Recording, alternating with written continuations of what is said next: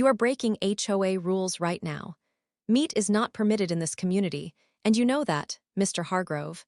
I'm standing on my own property eating my own food. It does not matter WHOSE property this is. This is a community. You are violating the rules of this community, and I will not stand for it.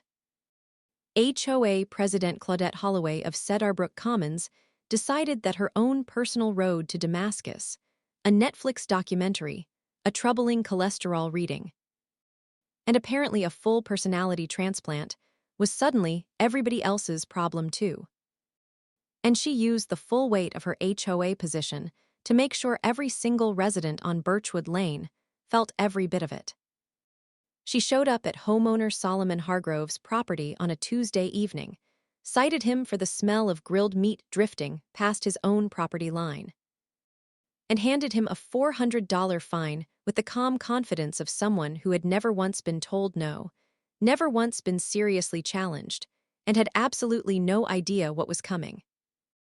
What she did not know was that Solomon had spent 9 years working in property law, owned his home at 4417 Birchwood Lane completely outright, no mortgage, no liens. Nothing at all for the HOA to threaten, and had already begun building a paper trail so thorough it would make a forensic accountant emotional. What Claudette also did not know, and this is the part that should keep her up at night, was that every fine she issued, every bylaw she misquoted, and every resident she selectively targeted was quietly being logged, time-stamped, and handed over to one of the most aggressive HOA litigation attorneys in Mecklenburg County. Before we go any further, what city or country are you watching from? Drop it in the comments below. We genuinely love seeing where everyone is tuning in from. And if you believe that your home is your castle, and no HOA president with a green smoothie and a God complex gets to tell you what to eat inside it, go ahead and hit that like and subscribe button and come join us right here on Karen Unhinged. Cedarbrook Commons sits off Route 218, just outside Charlotte, North Carolina. 47 single-family homes, a shared pool that has been closed since 2021 for maintenance reasons nobody can fully explain, and an HOA that collects $3,200 per household annually. That comes out to roughly $150,000 a year flowing into a reserve fund that, as of the last publicly posted budget in 2022, had never once been audited.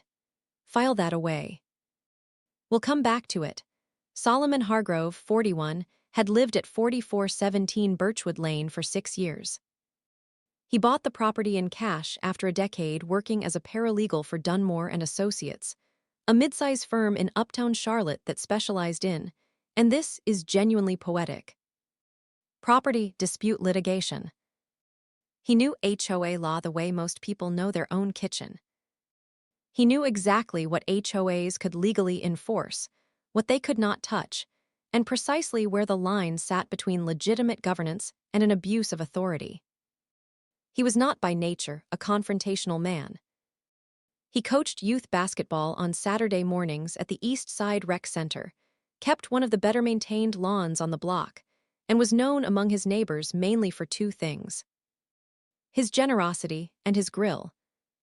That grill, a heavy-duty Weber Genesis sitting on the left side of his porch at 4417 Birchwood Lane, was the very object that would eventually bring Claudette Holloway's entire carefully built kingdom crashing down around her organic, locally sourced, non-leather shoes. But we'll get there. It was Odessa Voss, Solomon's neighbor at 4419, who first told him about the letter. She knocked on his door on a Thursday morning, looking equal parts amused and anxious, holding the HOA notice like it was a parking ticket she had found on someone else's car. Odessa had lived in Cedarbrook Commons for 11 years, longer than almost anyone else on the block, and had watched 3 HOA presidents come and go. She handed Solomon the letter and said, "I think Claudette has completely lost her mind." Solomon read it standing in his doorway, then he read it again. The letter, printed on official Cedarbrook Commons HOA letterhead and signed by Claudette R. Holloway, president, stated that effective immediately, the preparation, consumption, and open display of meat products within the community constituted a violation of the community's health and wellness standards. First offense carried a $200 fine, second offense $400. Repeat violations would be subject to escalating penalties up to and including liens against the property. Solomon looked up from the letter. Then he looked at Odessa. Then he did something Claudette Holloway would later deeply regret prompting. He smiled. "She can't do this," he said quietly, folding the letter with the kind of calm that only comes from knowing exactly why you're calm. "I know she can't," Odessa said. But she doesn't know that. That was the problem with Claudette Holloway. She had been HOA president for 4 years, had never been seriously challenged, had slowly expanded the scope of her authority one overreaching rule at a time, and had grown so comfortable with residents simply paying her fines and going back inside that she had completely forgotten to ask herself one very important question. What happens when one of them actually knows the law? Solomon went back inside, set the letter down on his kitchen counter, picked up his phone, and called Idris Baptiste, his closest friend, former college roommate, and as of 8 months ago, newly made partner at Callaway and Sinclair, one of the sharpest civil litigation firms in the Carolinas. The call lasted 6 minutes. By the end of it, Solomon had done 2 things. He had made a decision, and he had started the clock on Claudette Holloway's HOA presidency, though she would not hear it ticking for a little while yet. That evening, completely unbothered, Solomon Hargrove went out to his porch at 4417 Birchwood Lane, fired up the Weber Genesis, and grilled a steak. It smelled incredible. Most people, when they receive a fine they know is illegal, do one of 2 things.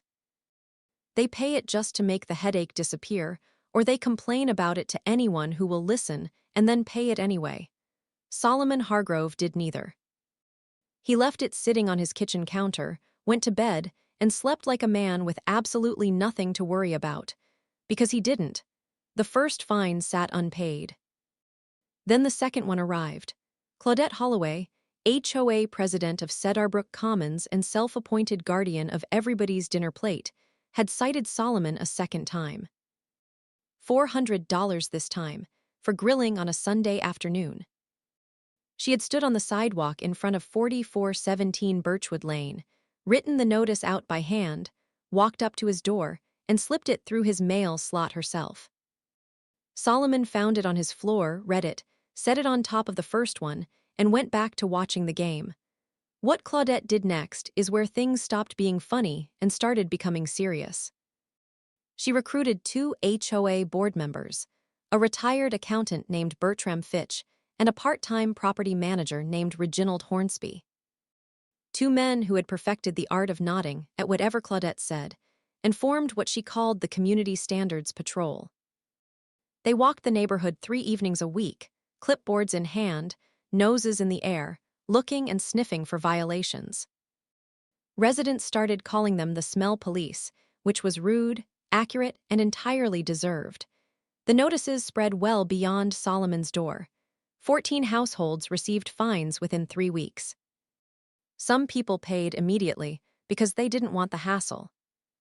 Others, like Odessa Voss at 4419, paid under protest because she had 2 kids, a demanding job, and no time to fight a woman who clearly had nothing but time. One by one, the neighbors fell in line. Grills going cold, curtains drawn during dinner. One resident reportedly switched to an air fryer just to keep the smell from escaping through the kitchen window. The neighborhood had been bullied into compliance, and Claudette took that as confirmation she had been right all along. But Solomon kept grilling every weekend without apology. This made Claudette furious in the very specific way that only happens when someone refuses to be afraid of you. She showed up at the monthly HOA meeting at the Cedarbrook Commons Clubhouse on Garrison Road, armed with printed fine records, a laminated copy of her wellness policy, and the energy of someone who had rehearsed this moment in front of a mirror. She read Solomon's name out loud in front of every resident in that room, listed his unpaid fines, and called his behavior a deliberate threat to the community's health and harmony. The room went quiet. Not the agreeable kind of quiet, but the uncomfortable kind, where people are thinking things they don't yet feel safe saying out loud. Solomon sat in the third row, arms crossed, completely unbothered. When she finished, he raised his hand, stood up, and asked a single question. Can you show me exactly which section of the Cedarbrook Commons governing charter gives the HOA authority to regulate what a homeowner eats on their own private property? Claudette opened her mouth, then closed it, then told him the board would follow up in writing. The room shifted. A few people looked down at their shoes. Odessa, sitting 2 rows back, looked at Solomon like he had just said exactly what she had been thinking for 3 weeks straight. Claudette did follow up in writing. 30 days later, Solomon received a formal letter stating that the HOA was prepared to pursue legal action to recover $1,400 in unpaid fines, plus administrative costs, if he did not pay in full within 2 weeks. She signed it herself in blue ink, with the kind of confident signature that had no idea it was about to become a court exhibit.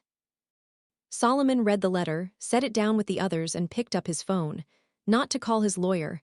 Not yet. First, he called Idris. You still free Friday? Tell the guys we're eating good. Friday evening, Solomon had the grill going by 6.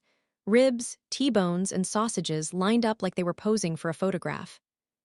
Idris Baptiste pulled up first, followed by 2 of Solomon's co-workers and Odessa from next door, who showed up with a bottle of hot sauce and the look of a woman who had been waiting for this exact moment for weeks.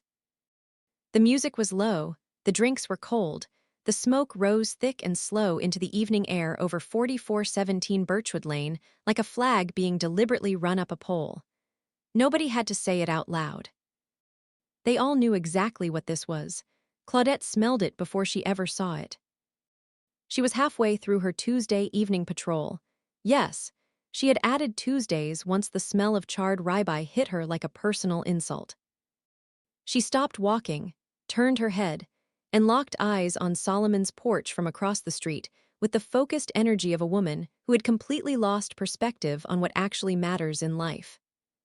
She crossed Birchwood Lane without being invited, walked straight up to the edge of the porch, and opened her mouth.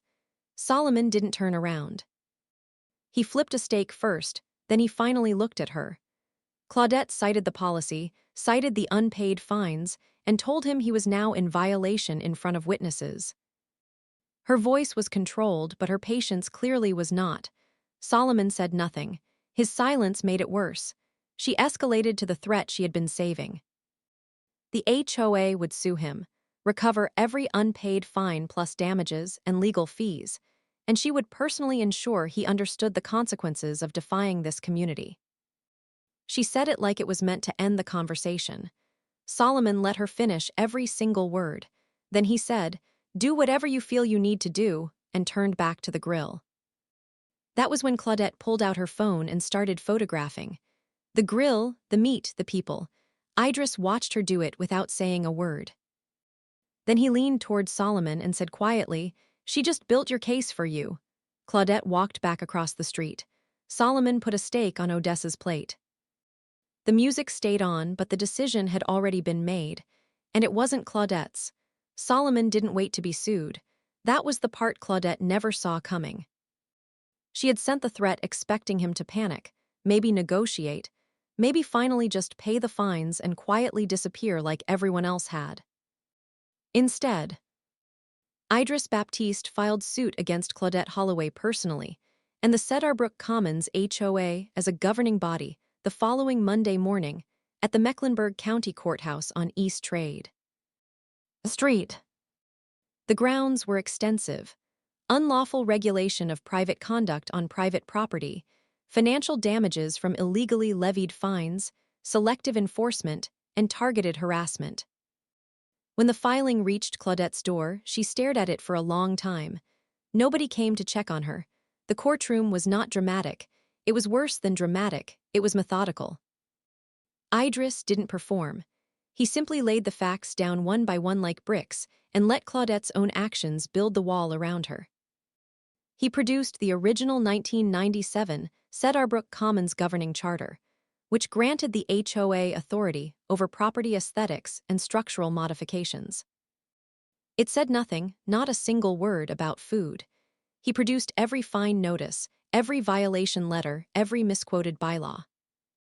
Then he produced Claudette's own photographs from Solomon's porch, submitted them as evidence of targeted harassment, and watched the judge's expression shift in a way that did not favor Claudette in the slightest. Claudette took the stand and doubled down, which was a choice. Her own board member, Bertram Fitch, sitting 3 feet away, suddenly became very interested in the ceiling. The judge ruled completely in Solomon's favor. Every fine issued under the meat ban across all 47 households was voided. The policy was struck down as entirely outside the HOA's legal authority. Solomon was awarded damages and full legal fees. The board voted to remove Claudette as president within the week. The unaudited reserve fund, that $150,000 nobody had looked at since 2022, was flagged for a full financial review. And that, as they say, is where it got very quiet on Claudette's side of the street. Solomon threw a cookout the following Saturday. The whole neighborhood came. Odessa brought the hot sauce again. The Weber Genesis was running by noon, and nobody, not one single person, complained about the smell.